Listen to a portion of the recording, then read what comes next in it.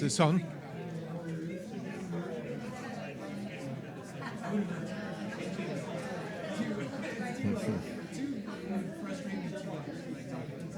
Good afternoon. Good afternoon. My name is Andrew O'Shaughnessy. I am the Saunders Director of the Robert H. Smith International Center for Jefferson Studies. This is a 98-acre campus where we edit the papers of Thomas Jefferson for the retirement period, the period in which the university was designed and built. We do 30 fellowships each year, mostly short-term. We have the Jefferson Library, where some of you are dining this evening, an archaeology department that is really at the head of archaeology and pioneering digital archaeology, and the Getting Word project of descendants of enslaved people and Monticello. So I'm delighted today to be hosting our first collaboration with the Democracy Initiative. This seems particularly appropriate because one of the co-chairs happens also to be head of the Board of Trustees at Monticello, Melody Barnes, who I think is here. Excellent. And the other co-chair is a friend of mine since the mid-1990s, Laurent Dubois, who I met in an Atlantic history seminar at Harvard, where he was the star.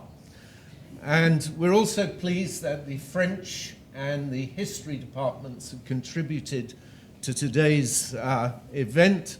Montalto was purchased by the foundation in 2006. I was here at the time. They discovered that property developers were about to build tiered McMansions overlooking Monticello. And we literally put a hit squad together to bid, and they were only hours ahead of the McMansions, and they protected what Jefferson too had purchased to protect his viewshed. This was one of his first land acquisitions, and we decided to use this building, which had been used by law students, generations of them, as a conference center. So it's really a very happy result, especially when you consider the alternatives. Well, I'm going to introduce Sophia Rosenfeld, who will introduce Olivier, and that's another pleasure for me because he's an old friend and someone I greatly admire and respect, but I'll let Sophia do the actual introduction of him and his new book. De Tocqueville is also a favorite subject of mine, and he's already had 2 hours of roasting in a workshop, but he seems ready for more. Sophia is currently at the University of Pennsylvania, where she's the Walter H. Annenberg Professor in Intellectual History, as well as Atlantic History. I'd forgotten she did a period at Yale, but previous to that, she was a professor here at UVA, where we greatly miss her. Her most recent book is called Democracy and Truth, A Short History. That seems peculiarly appropriate, published in 2019. And in 2011, she did a book called Common Sense with Harvard University Press. Please join me in welcoming Sophia and Olivier Zunz.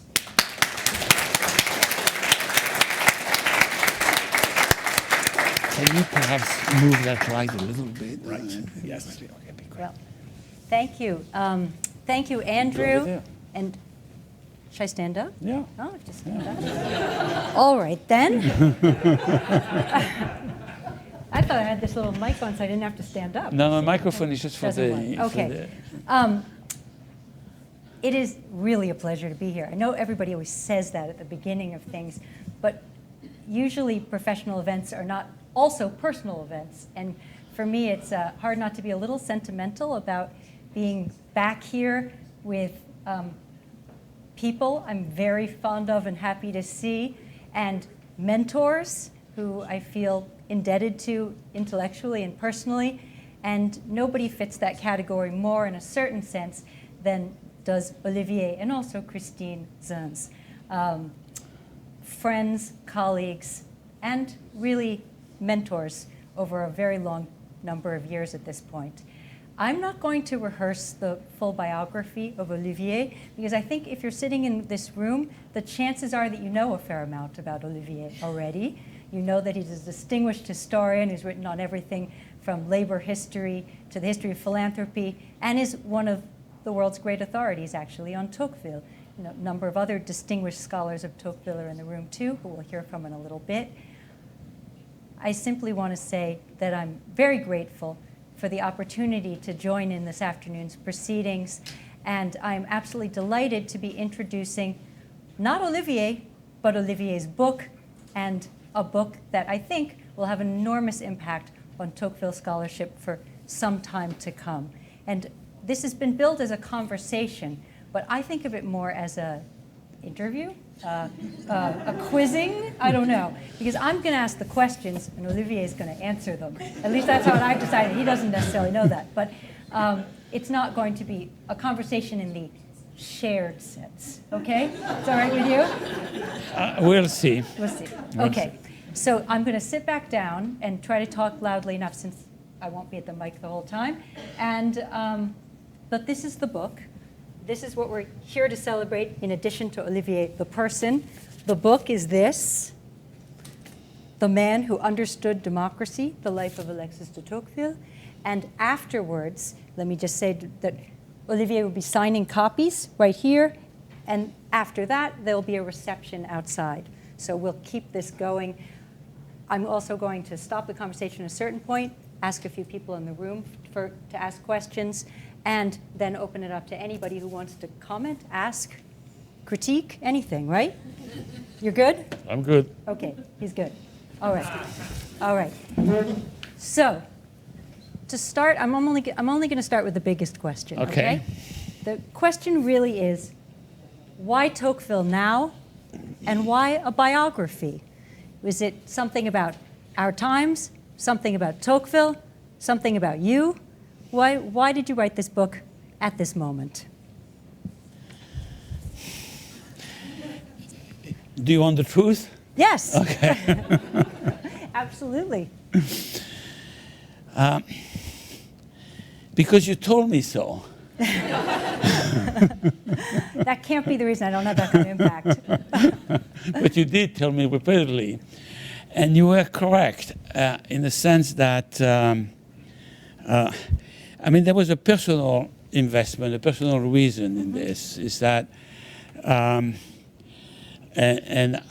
I will answer this shortly because this is really not about me, but I was introduced to Tocqueville's work very early in my youth, as I became a historian, an apprentice historian. I was really fortunate to have François Furet as a mentor. Mm-hmm. I was, of course, one of the greatest historians of the Revolution, of the French Revolution, and a superb mind, a superb intellect. And he got me to read Tocqueville early on. And Tocqueville stayed with me. But then I became a US historian, and I worked on the 20th century and the 19th century, and I worked into the guts of American history. And I never really wanted to go back to a book that would really get me to study French history seriously again. Mm-hmm. But as I got older, which happens to all of us, right? Indeed. I thought maybe the time had come to reconnect with my roots, and Tocqueville was sort of a natural thing, a natural connector. Second, when I joined the University of Virginia in 1978, mm-hmm. almost 44 years ago now, a senior colleague in sociology, some of us here knew him well, Theodore Kaplow, had created a Tocqueville Society, mm-hmm. and was launching a Tocqueville Review. And he was an enterprising man, and he recognized there was a young assistant professor from France here. I should know something about Tocqueville, and he quickly recruited me. I had to make sure that he knew that I had my own life and other things to do, but nonetheless, I thought it was an important venture, the comparative study of social change, and I helped build this journal and create this society. My friend Arthur Goldhammer, who is here, is now the president of the Tocqueville Society. I was for some years. I helped build the journal, and lo and behold, it's still being published, and quite really successfully. Very active, lively group of people publishing in it. I, over the years, became friends with the Tocqueville family. All of the papers are still in family hands. Amazing. Even though they've been duplicated, microfilmed, digitized, and so on and so forth, all the originals are in family hands. A part of the papers are at Yale in the Beinecke Library, because George Pearson in the 30s, the great Tocquevillian scholar, got them to Yale, but bulk of them is still in the family chateau in Normandy. And I visited there many times. I stayed there. I studied in the papers. I helped build the culture. At some point, Tocqueville was part of my life. So that's the personal reason. There are some intellectual reasons too. Well, let's talk about those two then. Okay. The intellectual reasons too. But I think we should kind of go through a little bit the story first, because one of the things that this book does so well is integrate the life of this young aristocrat born in the early 19th century, and his ideas, and and the context in which he lived, which included 19th century America and France. I mean, it's a story of two histories as well. And you take us through kind of all of the moments, but probably the most important one in the whole book happens in chapter 2, which is this 25-year-old guy, a little bit aimless, right? Doesn't know what to do next, so he does what students still do today, decides to travel, basically, and heads off on an adventure, and it takes him at 25. You could tell us more about why in a moment, but ostensibly to report on American prisons, he goes off with his friend, Gustave de Beaumont, and they head for America. So can you tell us first, let's kind of go through the story a little bit, if you will, but first about kind of where does he go in America when he arrives on these shores? And what really makes an impression on him? What's striking about the 9 months he spends on this side of the Atlantic? Okay, so there are two questions here. One is, why did he leave? And then, what does he find? And then what does he find? So here is at some point we can talk about his youth a little bit if you want to. But here is a young aristocrat in the Restoration years in France. That is, the Napoleonic Empire has collapsed, the king have returned, the kings have returned. The family is an old family of the nobility, the highest ranks of the French nobility. He's very well connected. The family is very well connected. They're in power. He's a young apprentice magistrate in a courthouse in Versailles. He's bored with his job. He's not a very good public speaker. He's actually a poor public speaker. He's not terribly interested in what he does. He's not terribly interested in the people he's working with either. And then comes this revolution in 1830 that institutes a constitutional monarchy. And as coming from this family of legitimists loyal to the old monarchy, to the old family, he's not sure he wants to support the new regime. He's going to swear an oath of allegiance to them, but he doesn't know, he doesn't want to keep this job, he doesn't want to serve the new regime, he doesn't know what to do with his life. Mm-hmm. He wants to go. So all of a sudden he has this idea, I'm not exactly sure how, nobody really knows how, but reforming prisons was in the air. You know what the old prisons were? They were the scaffold, right? You cut people's heads off, right? And that's basically how you handled them. So there was this creation of those prisons. Prisoners were all mixed in together in the same room, regardless of what they had done and the crimes they had committed. The prison reformers were looking to America. There had been reforms in Philadelphia, at the Eastern State Penitentiary, in Sing Sing in New York, in Auburn in New York State, upstate New York. And Tocqueville proposes to go investigate these. He and his friend Beaumont from the courthouse had this idea. They wrote the perfect grant proposal. I mean, basically, if you could send it to the National Science Foundation tomorrow, you'll get the money. And it's still a pretty timely topic, prison reform. Right, sure. yeah. They wrote the perfect proposal. They had some help, too, from well-placed, connected people. They got a leave of absence, unpaid. And an unpaid assignment to write a report on American prisons. So the family gave them a lot of money, the two families, the Tocqueville family, the Beaumont family, and there they landed in Newport, Rhode Island, and started going around the country on a 9.5 months tour. They wanted it to be longer, but there were reasons why they had to go back. Now, where do you want me to go there? So I'm curious what you think. I mean, we know he had this extraordinary array of different experiences, and he went to a lot of places, but all rather quickly, right? He sort of moved around from place to place with Beaumont. I'm wondering, what do you think were the particularly important experiences or conversations for him? What really drew his attention?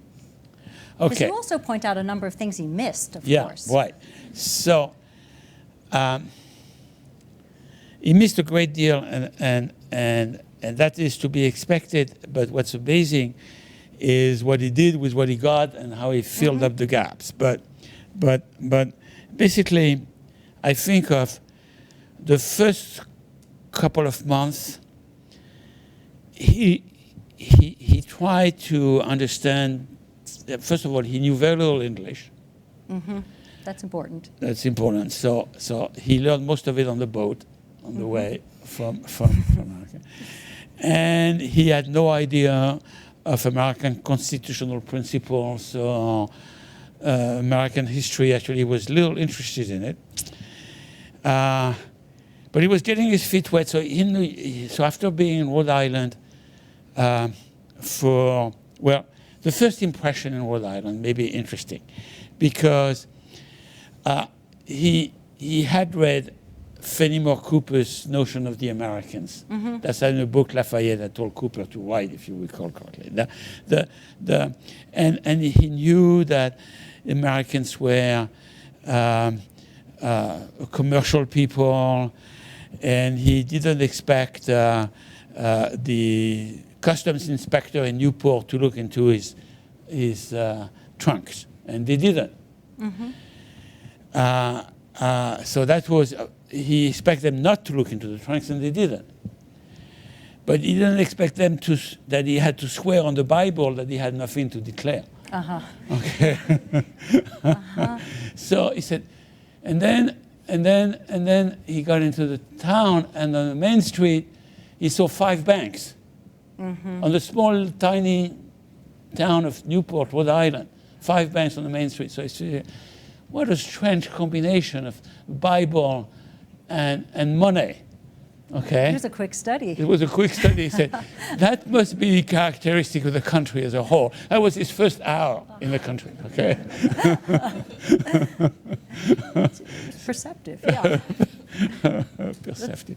I mean, what seems so interesting about his travels is that he goes, in some sense, from these very small observations of details to essentially a theory about democracy. That's right. That's right. So he was very good at connecting things he saw in the landscape and in buildings and in people's habits, conversation, with much larger theories. Now, the whole trip is a learning experience. For example, okay, so he takes the steamboat from Newport to New York, and of course he's never traveled so fast. From one place to another. So it's, technology, the steamboat technology, blah, blah, blah, blah. And this incredible speed and energy. But of course, he had no idea that just a few years before, at every state boundary, steamboats were stopped. And it was only a few years before that the Supreme Court had opened up those state boundaries and created this interstate commerce that existed. Everything was a learning experience. He gets to New York, and fortunately the people who traveled with him on the boat introduced him to all sort of elites. He lived in high society in New York, because the people who traveled with him were all from very wealthy New Yorkers. So he went from wealthy people's homes to prisons to see the prison system. Didn't you say, what did he miss? He missed completely the economic activity of the city. From there on, he went to study Sing Sing going up the Hudson, staying for a few days in the prison studying it. Returned to New York, then went on to Albany. In Albany, he was really interested in moving west and going closer and closer, as close as possible to the frontier of settlement.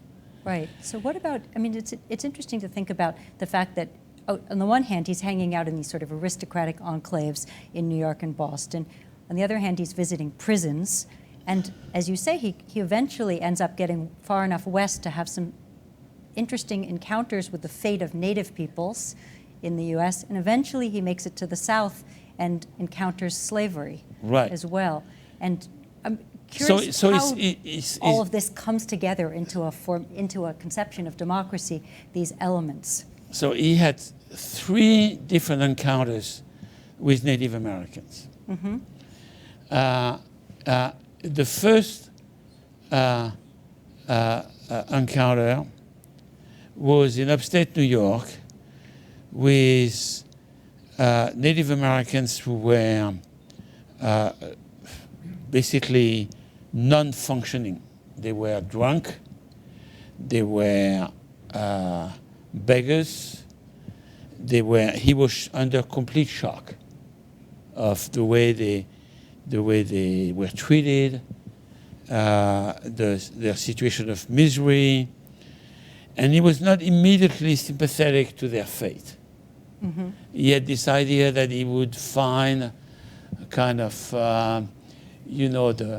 the people resembling the descriptions he had read in Rousseau and Chateaubriand, and seeing those, the fate of the Native Americans when we first met was a real shock. Then the second great encounter was in the Michigan forest, where he was going from Detroit to the end of the settlement on the frontier. And there he found the Native Americans he expected, still living in the tribes. He had some guides to guide him into the forest, and he found his Native American of his imagination still living, even though even though they were losing more and more territory in there. And then the third encounter was as he was going down south, and he saw the Native Americans crossing the Mississippi in the sort of first installment of the Trail of Tears. Yeah. The Choctaw Indians being forced out of their land. And there he depicted that scene absolutely incredibly. Yeah. And I think in the end, Tocqueville was denounced the genocide in his last chapter, but he was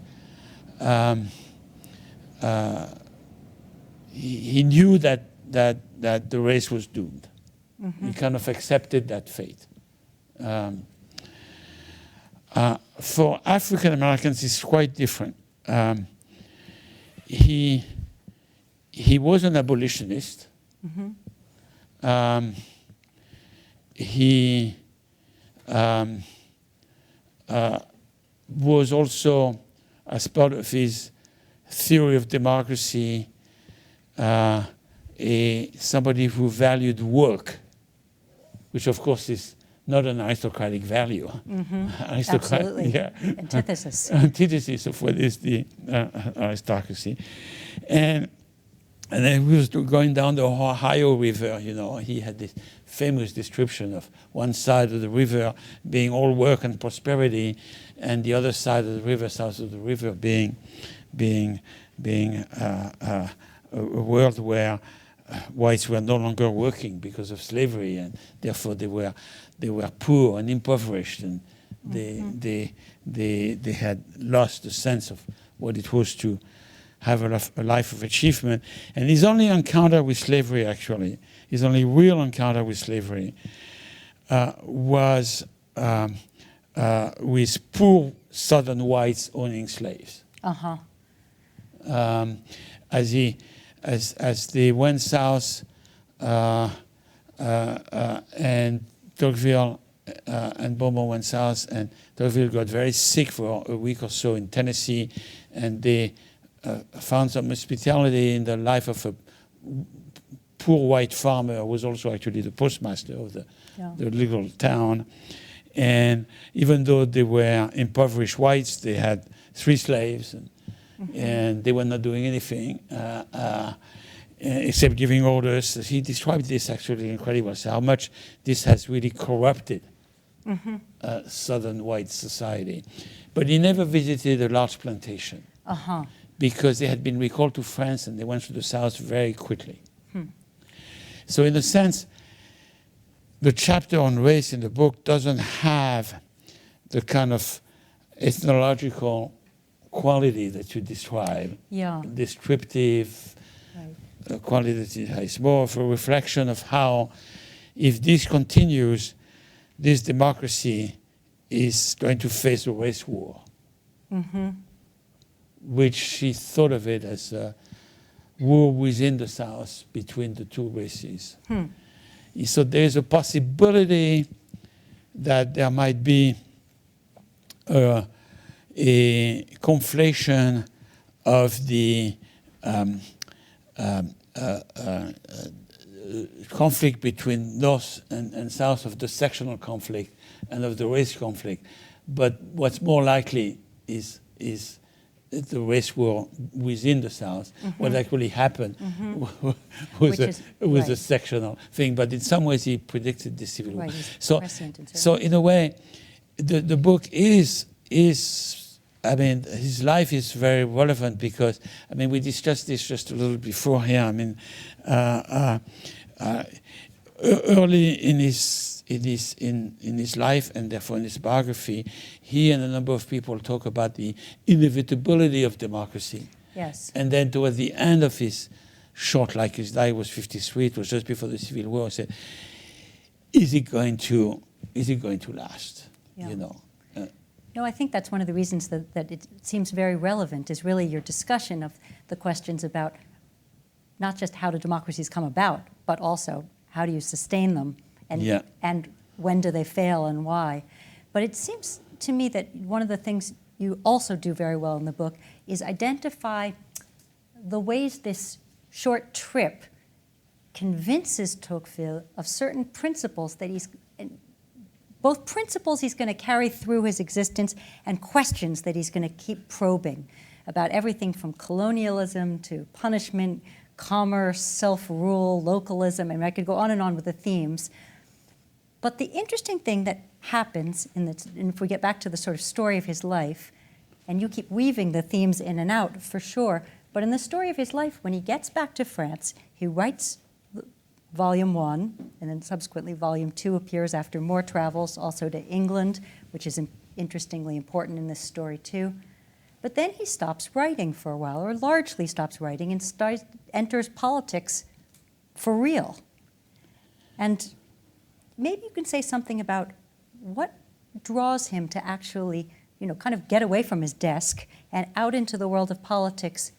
And what does he learn from participating in politics as opposed to simply observing the world around him and all his various travels? Okay, so I'm going to answer the question in two steps because... That's fine.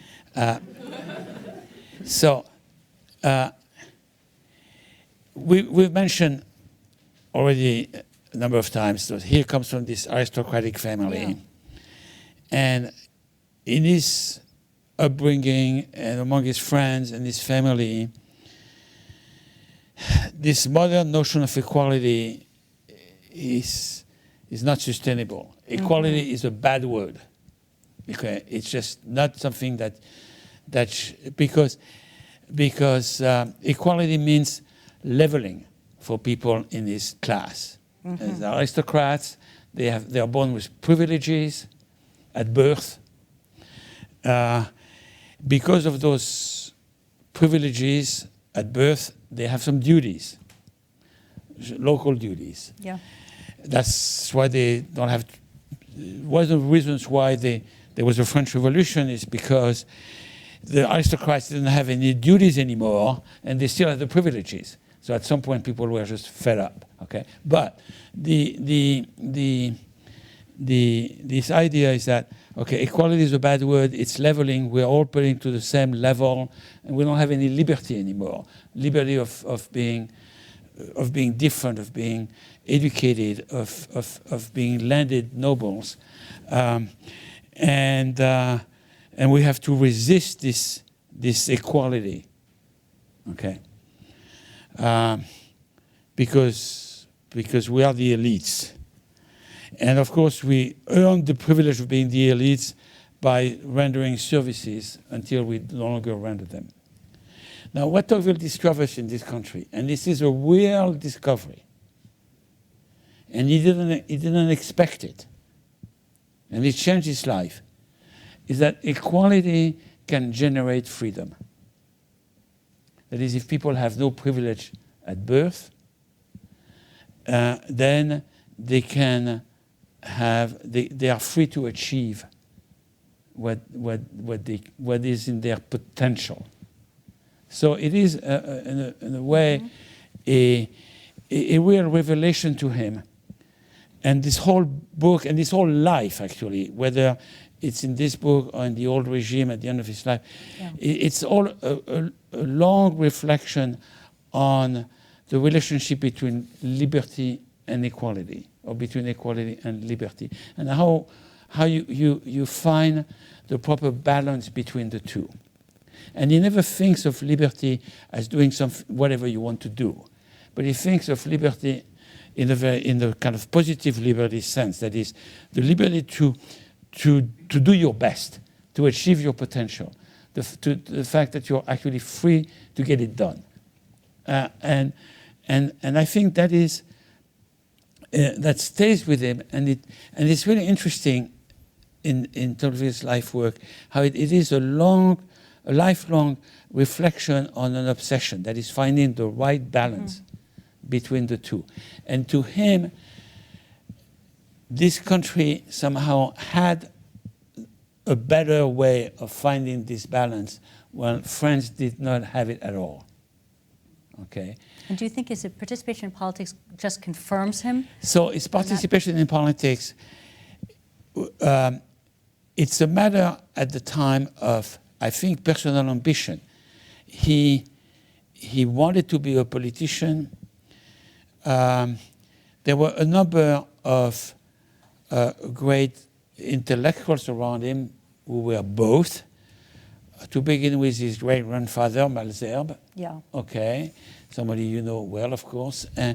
But also, his one-time mentor, Guizot, his other one-time mentor, Royer Collard, all major scholars at the same time as politicians. And he felt that he didn't have, didn't really want to be sitting at the desk all his life. Yeah. So this is why he was, it's interesting because he had a poor health. And he kept describing, I can't stay still, but I need to travel to the end of the world. I need to do things. I need to be active. And some people tell him, just sit down because what you're best at is to write. You're a poor public speaker. Especially in the chamber in those days, there were no microphones. So you had to have a voice voice that carries and whatever. So he was not a successful politician. And of course, he goes back to writing full time. And he goes back to writing full time. But he keeps working at it. And in some ways, and even though it's kind of a common to say, well, Tocqueville was a great writer, not a good politician. No, he was not a great statesman, but he did achieve quite a few. He did achieve quite a lot in his political life. But the most interesting thing, seems to me, is that whether he achieved it or not, is that his mind was working as somebody who was thinking that it was important to find the proper fit between ideas and action. Yeah. Yeah, well, I mean, it's the story is very elegant in that you have this whole long interlude in which he enters politics, tries to sort of realize some of his own principles, sometimes successfully, sometimes not. And then after 1848, after the failed Second Republic, in a sense, retreats again back into thinking, but the second time, his comparative thinking goes backwards into the old regime with his second great masterpiece, rather than across the Atlantic. I mean, he thinks across time instead of maybe space. But the whole time I was thinking, you just mentioned that he has some great sort of great intellectual interlocutors. I was thinking that, in a sense, maybe I'm just reading into this, I'm not sure, but that two figures who kind of hover through the whole book in a way are the two other great commentators on democracy and its possibilities and not in the 19th century. One he knew was also a liberal and also an imperialist, like Tocqueville, is Mill, of course, John Stuart Mill. And the other is Marx, who he didn't know but was thinking about many of the same things at the same time, including the legacy of 1848. I felt in some ways that they sort of hovered somewhere in the book. Is that a fair? It's completely fair. Now, it is fair to say that Marx read Tocqueville, but Tocqueville never read Marx. Okay. That I know for sure. Marx is a little younger. Marx is a little younger, but they could have interacted in England because they were at the same time in London and at the same time in the reading room of the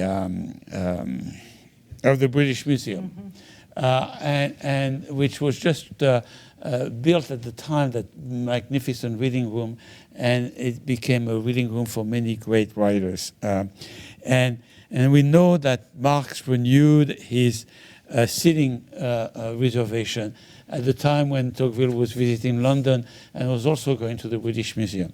So they could have interacted, but without knowing it. So, but it's interesting how, now, of course, you take 1848. Okay, so you have February and June. So February, it's the change of regime, it's the coming of the Republic. In June, had the June Revolution succeeded, it was the end of the social order as they knew it. Well, Tocqueville wanted February and couldn't bear thinking about June. Actually, he joined the National Guards and tried to do what he could to stop it. Marx wanted June. February was not enough, and neither got his wish. However, no, not at all. Neither got his wish, which is maybe for the better. Who knows? But you're absolutely right that there is a kind of an eerie, ongoing conversation between Marx and Tocqueville. That is to say, they both think of social class. They both think you cannot have a class without consciousness. Mm-hmm. They both deal with the same set of actors.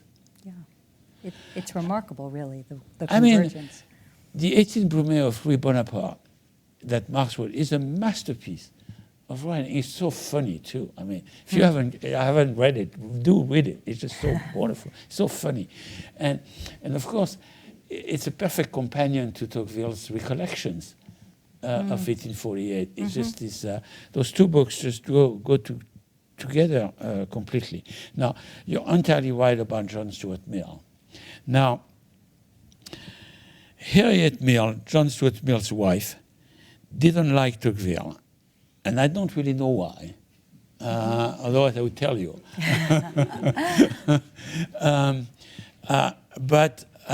So their relationship was at times quite tempestuous because of the conflict over Syria and the Middle East and Egypt, a whole story of the French-British competition of their influence in the Middle East and the Mediterranean world more generally.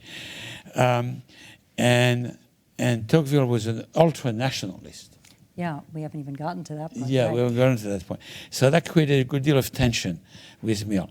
But Tocqueville really admired the sort of intellectual Mill was. That is to say, a kind of aristocratic liberal, aristocratic intellectual, part of an elite, but not being like the French left wanted to have utopian systems and prone to dreams of respecting property and respecting religion, and yet being quite radical in this own way. And they got along quite well intellectually.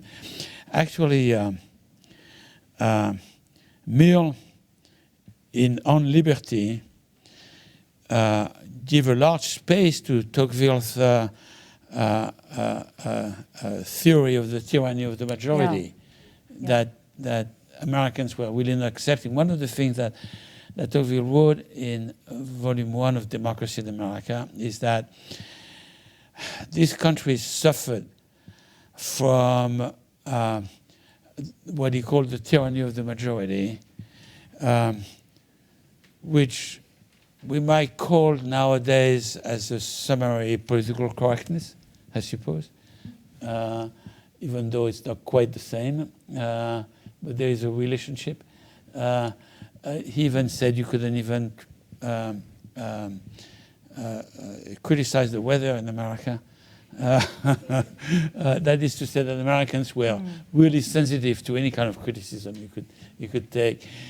But more largely speaking, that basically in this country the majority was always right.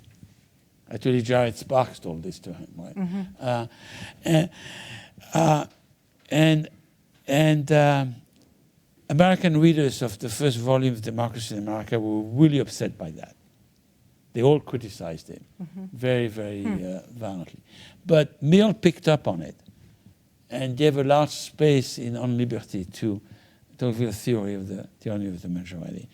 And he sent On Liberty to Tocqueville, as Tocqueville was on his dying, on his deathbed.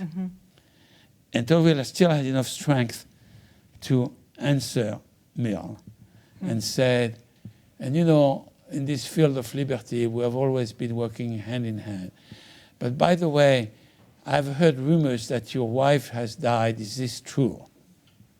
And had Tocqueville opened the book, he would have seen the dedication to Harriet Mill as the woman of, for God's sake, I have one of those moments. Some people call it senior moment, where I can't remember exactly what the quotation is. A woman of unparalleled wisdom.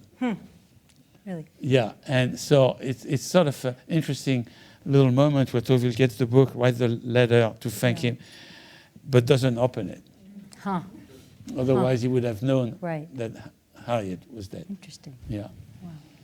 Well, let me ask you one last question, and then I know that there are a number of people who have questions and things to say. So let me just ask you this, and there's so much we haven't gotten to here because I haven't even brought up the way you weave in the sort of personal from Tocqueville's depression to his search for faith to all the way in which those experiences too shape his thought and his actions throughout his life, which really is, in a sense, bounded by the French Revolution and the American Civil War without really touching either, but they shaped the existence sort of in two currents. Coming back around to the book itself, a lot of people like to claim Tocqueville these days. Some people, of course, abhor Tocqueville, but there are plenty of people who claim him, and they can run from quite progressive voices to quite conservative voices.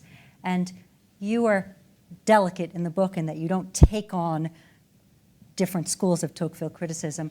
But I'm wondering what trends in Tocqueville scholarship over the last few decades you're, in a sense, combating. I mean, it's too soon for reviews. I think it came out, this week or something? It's going to come out on May 3rd. May 3rd, but we have, these are the first copies, I think, around. Yeah. So it's too soon for reviews, but what should a reviewer highlight who wants to say this is the Zunzian approach to Tocqueville? Well, the one school I strongly disagree with is the people who study Tocqueville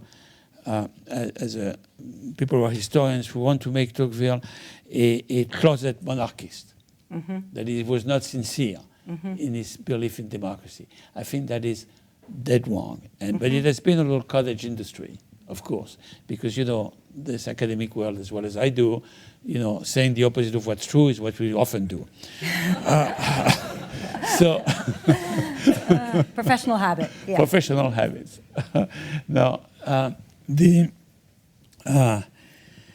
so I do think that Tocqueville was a sincere proponent of democracy. He was hypercritical as a temperament, and that shows, and that's probably is a good thing anyway.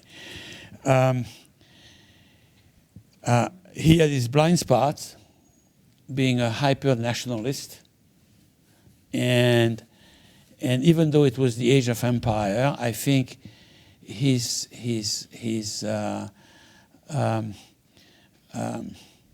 tolerance of excessive army violence in Algeria was misplaced and has been judged harshly appropriately. I like the fact that Tocqueville was full of contradictions because it made him a much more interesting character to study. And I especially liked his ability to develop friendships over a long period of time. He has a gift for enduring friendship.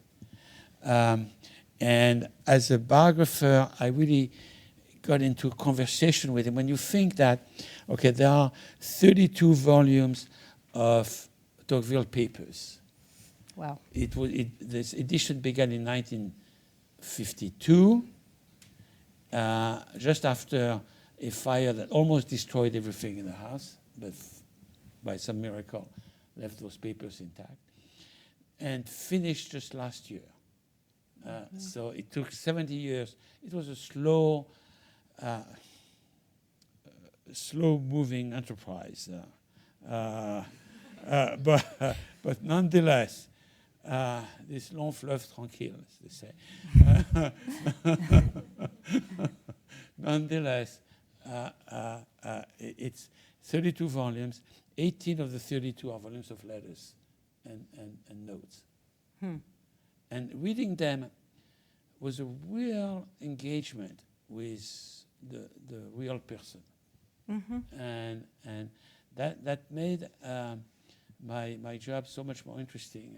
I think that's what comes through in the book, is that he doesn't turn into any kind of straw man or exemplar of any one position. He comes across as somebody who's flawed but thoughtful and constantly kind of mulling things over, Right. changing his mind, often contradicting himself Right. later on. And that makes him, in some sense, both an interesting thinker, but also just an interesting person. What I think we should do now, though, is, because I could ask you questions for another few hours, and nobody wants to probably listen to that, I regret to say.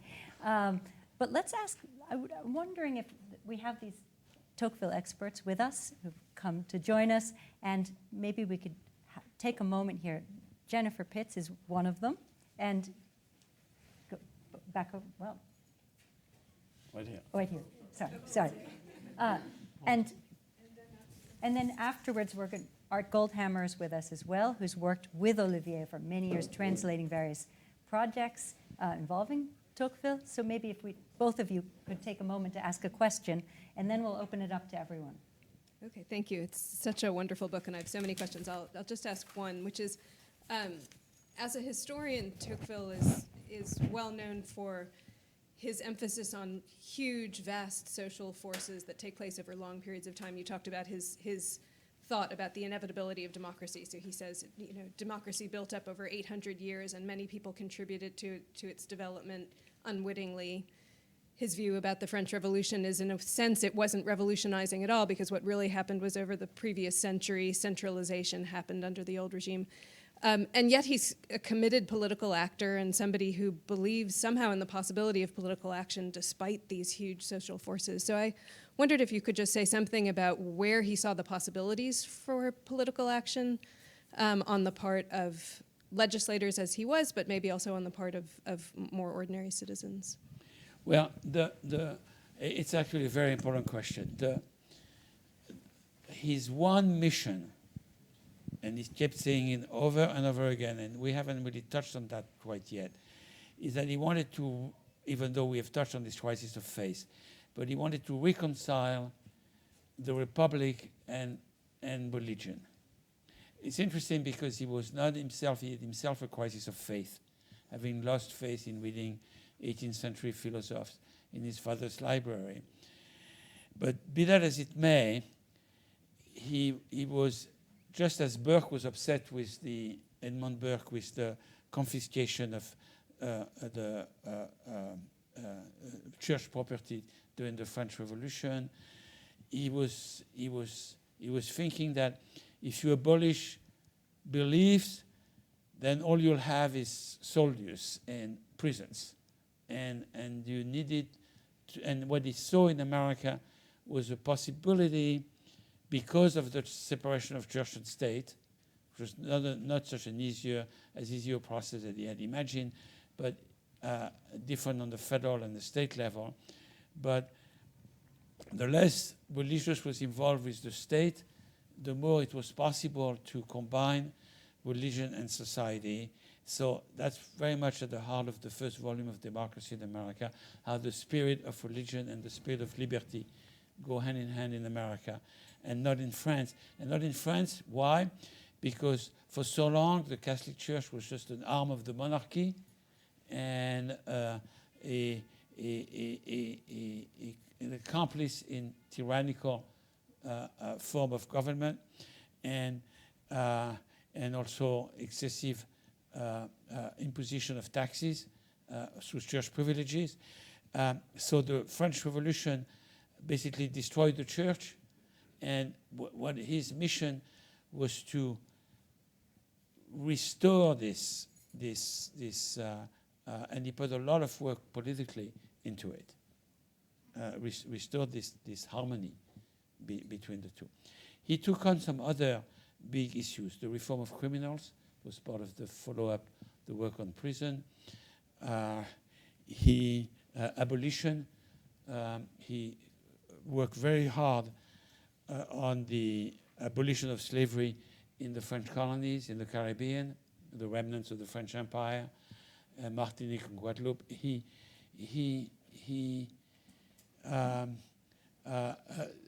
so these were, and then he also spent a fair amount of time later in his political career on reform benefiting the working class, actually, savings banks, other aspects of industrial reform, and spent a lot of time in local politics in Normandy.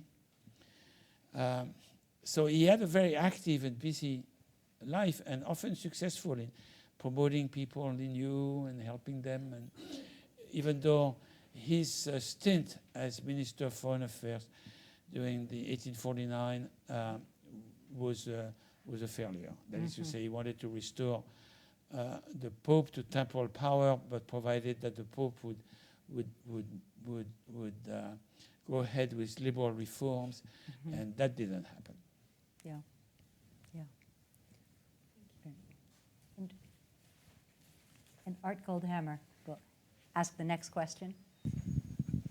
So anyone who's read Democracy in America knows that in the first sentence, Tocqueville says what struck him most forcefully about the United States was equality of conditions. This is the mother fact, as he calls it, from which everything else derives.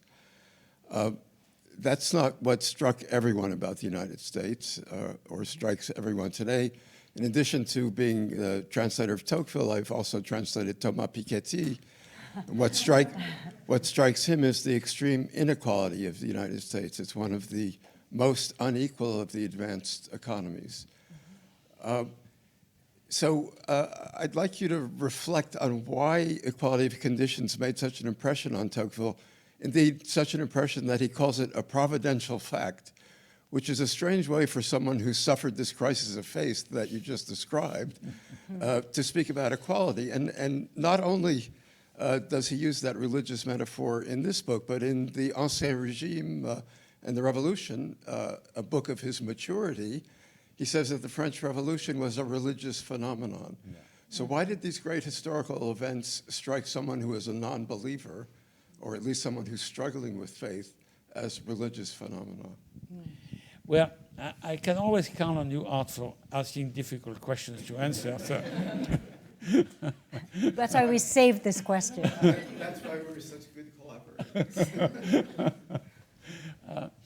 Okay, so I should say that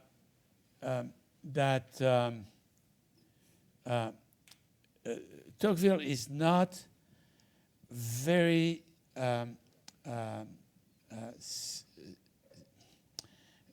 consistent in his use of words. Something you should know, of course.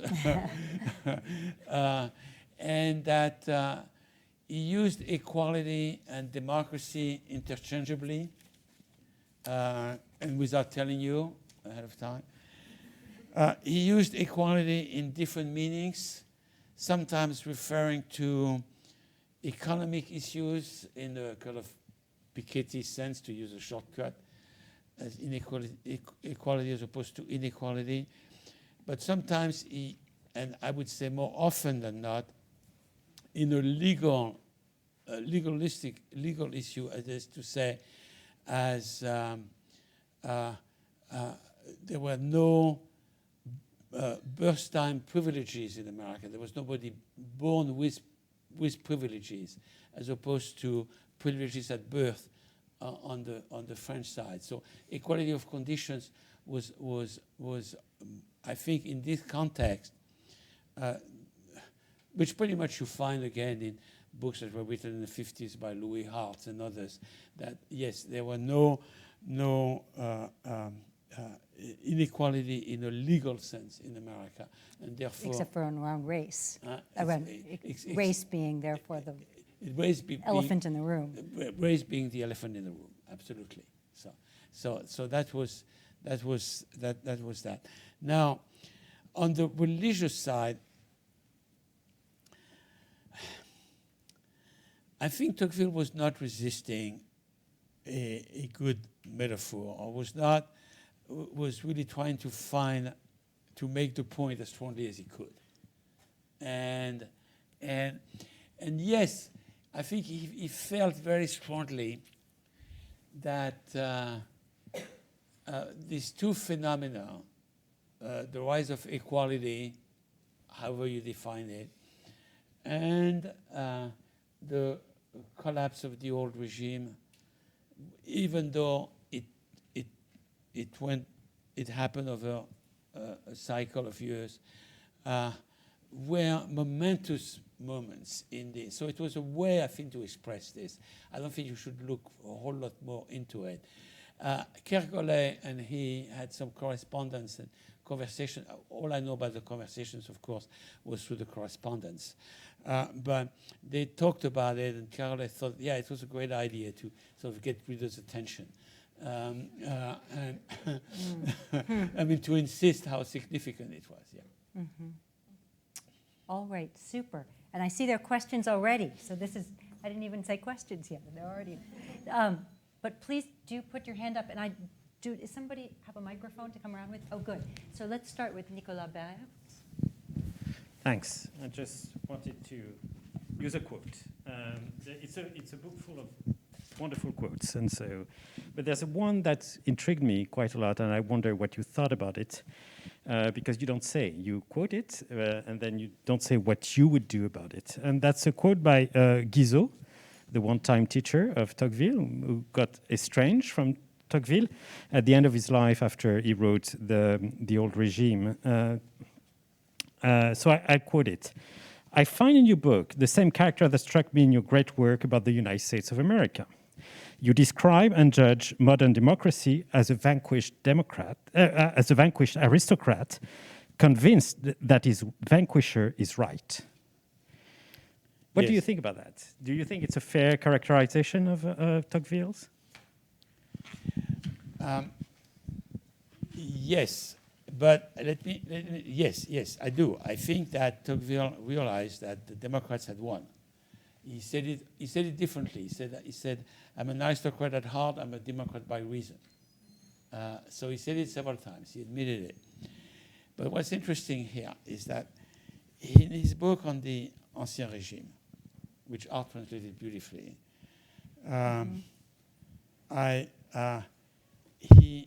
one of his, well, not in this book on the Ancien Régime, but in his unfinished manuscript on the French Revolution, he makes the case that the revolution began as an aristocratic reaction. That is to say that the first people, long before the people reacted against the aristocrats reacted against the monarchy. And you find that only in Tocqueville, because you don't find it in Michelet, who thought of the revolution as a revolution of the people from the very beginning. Mm-hmm. But I was going to say, this was somehow his answer to Guizot. So this is to say, well, maybe we were vanquished, but we started that revolution.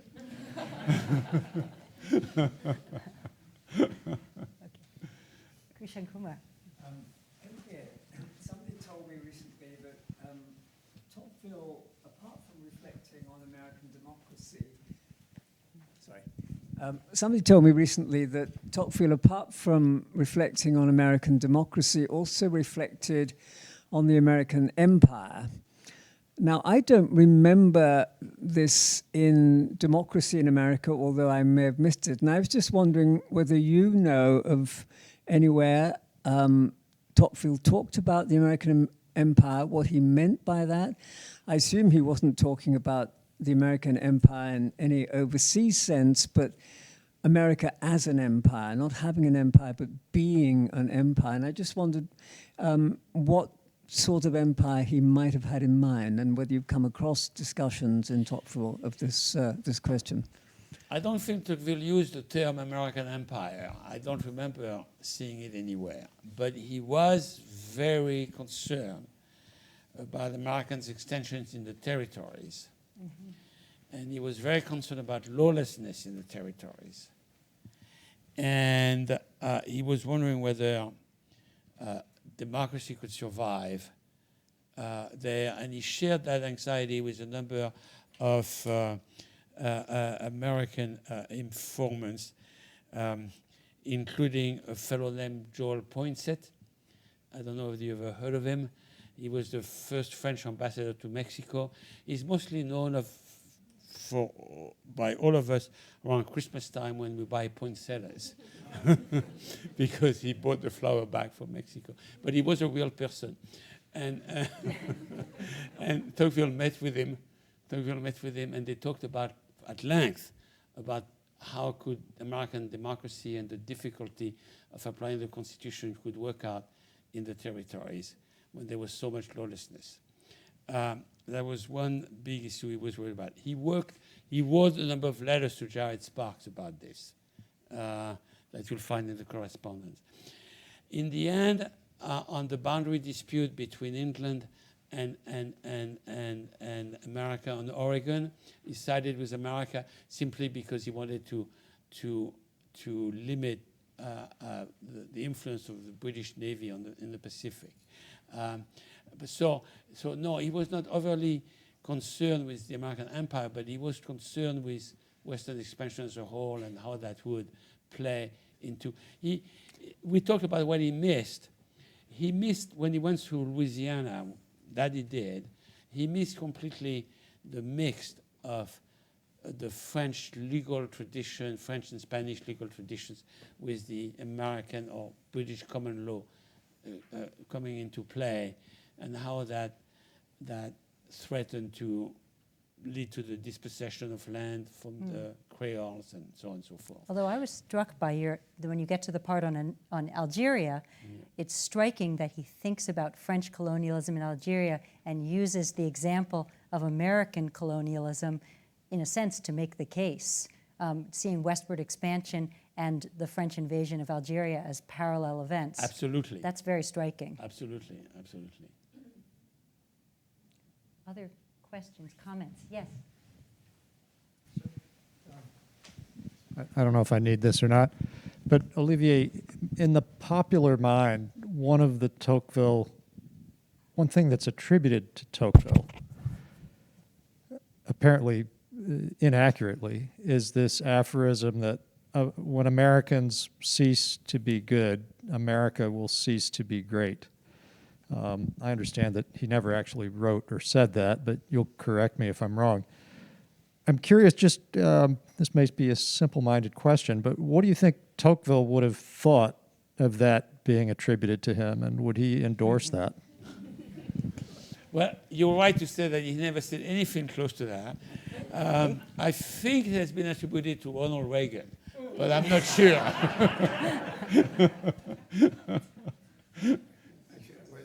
When Reagan said that, the New York Times called me up to see if Tocqueville had actually written this. Really? Yeah, and at the time I didn't have a definitive answer, but since then Laurence Gellec has investigated, and she found that Tocqueville did not say it, but two other presidents before Reagan had said it.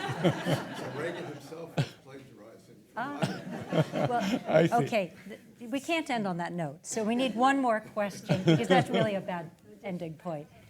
Oh, please. Hi, I'm working in the event. I'm at the Democracy Initiative. My name is Claire Payton, and I'm actually a historian of Haiti. And the question that comes to mind listening to you talk, I haven't had the opportunity to read your book yet, but it looks fascinating, is how limited is Tocqueville's understanding of American democracy if he isn't talking about slavery? And we're talking about how he sees it as this place of privilege and there's no aristocracy, but in fact there's an entire race of aristocrats in the United States in this period. And so I'm just wondering, did he understand democracy in America? No. I think it's a very important question. And Tocqueville does talk about slavery and does talk about race, quite a bit of it actually, not only in Democracy in America, but in his life as a politician and as an abolitionist, and it's central to his thinking. But when he predicts a race war in the book. But what he's saying is that even though there is this huge issue without which you cannot think of democracy, there is still in the system as it is the promise of a democracy.